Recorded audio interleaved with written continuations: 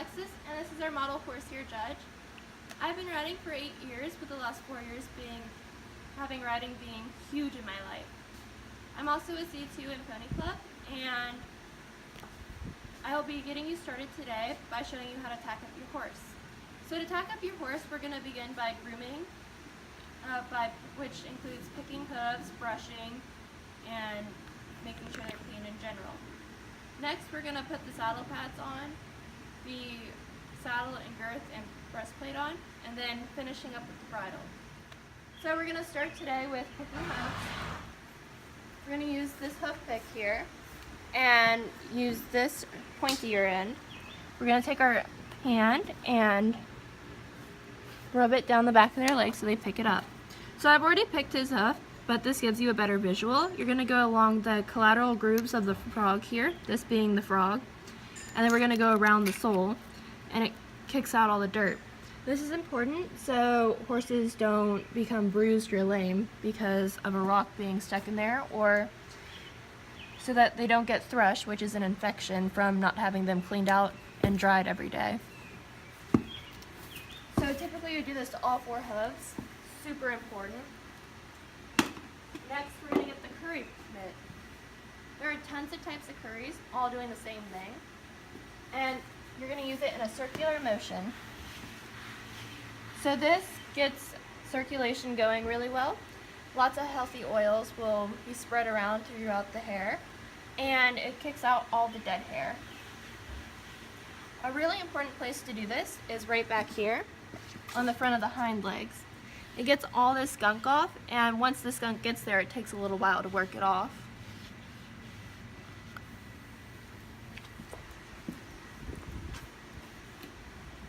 Next, we're going to take the body and the soft brush. The body brush we're going to use first to get dirt or just in general the hair straight and cleaned out. You should always go at the grain of the hair, never against it unless you're knocking out dirt, but you want to finish going over the grain. You can see here that some hair goes this way and the rest goes straight right there. This is the soft brush, and as an option you can finish over with it. Just cleans off the rest of everything, and you should use it on the face to clean them off. While cleaning the face, you should avoid the eyes. You don't want to brush over or into the eye or flicking dirt into it. That would be just as irritating as it would be to us. You can also use a small face brush. I do not have one, but they are much better sized for getting into the crevices throughout their face. This is the mane and tail brush. We're going to use it to go through the forelock here, come around and clean up his mane. This helps for a good appearance and to keep his mane healthy and clean. And we're going to come back to the tail. So never stand behind a horse while trying to brush his tail. Some of them may try to kick you over it. You want to hold all of the hair tight so you don't pull on it, just like when you're brushing your own hair. You're going to brush the bottom to the top, working your way up.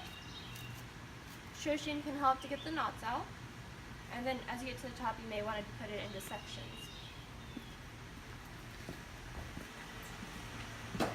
Now we're going to tack up the horse with the saddle pads.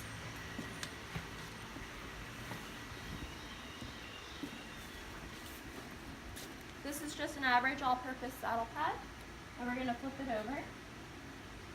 It's preferred and traditional to be on the left side when doing most of your tacking up.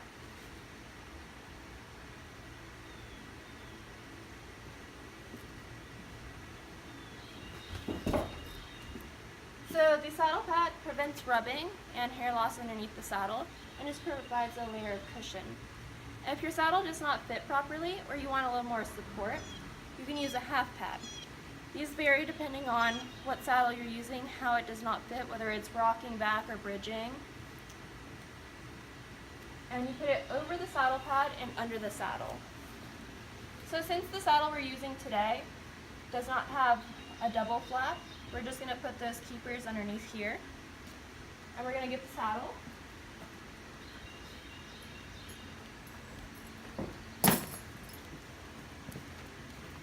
This is a monoflap jumping saddle. These billets are way down here. On a double flap, you would have the billets underneath the top flap. So we're going to swing it over, keeping both sides of the saddle straight, and we're going to pull the pads up into the pommel here to prevent pressure from being put and rubbing on the withers, which is this part of the horse right here, this bone. You want to make sure the pads are even with the saddle and centered over the back. Next, we're going to put these billets through this strap on the saddle. This helps prevent the saddle pad from slipping back and out from under the saddle. Underneath the saddle strap, we're going to put on the breastplate.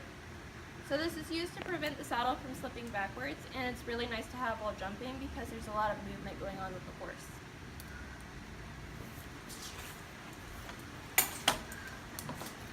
We know which side is straight because these straps are going to go back onto the saddle, and this piece here, this is going to touch the horse's chest. Goes over his neck.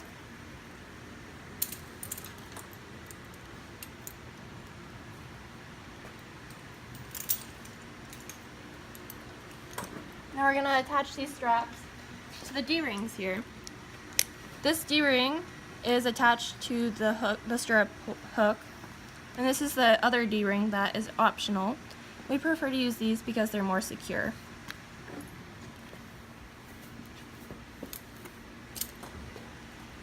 Coming over to this side, I'm going to hook the strap here too.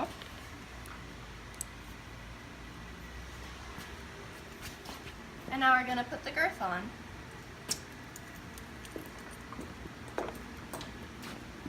This is the girth. This is going to secure the saddle onto the horse and prevent it from slipping around him.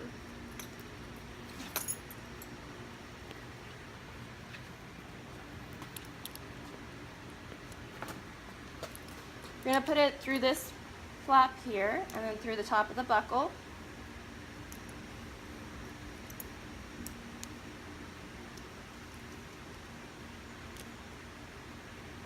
I'm going to come around.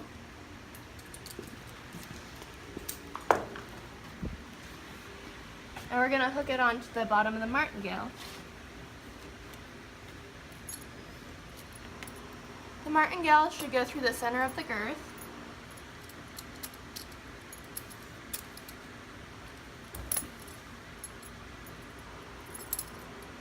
We can hook it on this side.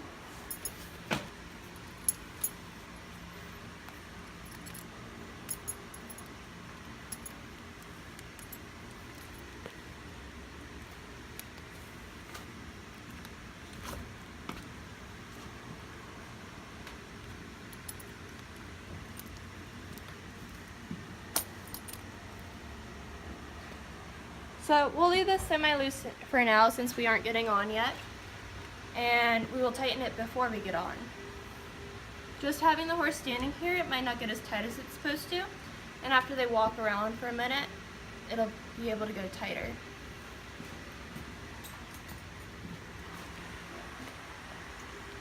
Now we're going to put the bridle on. This part here is the reins. This is the crown piece, and this is the brow band, the nose band, the bit, and the throat latch. So to put on the bridle, we're going to take off these cross ties. We're going to put the reins over the horse's head. Then we're going to take off his halter. Putting the reins over first prevents him from walking away, or say if he got spooked and ran off, then I have something to hang on to him with. We're going to take the noseband, or the cavesson, and pull it up to the crown, pull the throat latch out, and put the bit in our hands.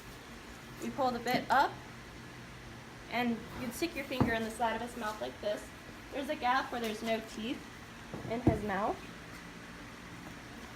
And you kind of wiggle your finger around in there so that he'll open up.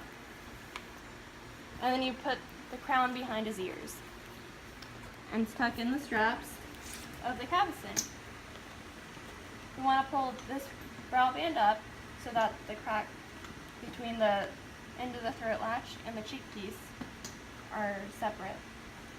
Pull his forelock up and out of it. Make sure the brow band's even. We don't want it to pinch his ears, so we don't want it to be too high up.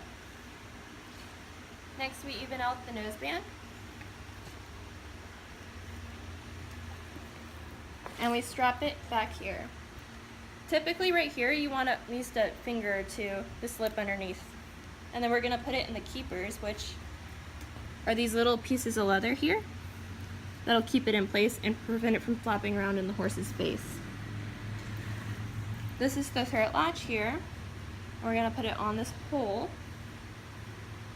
and into the keepers.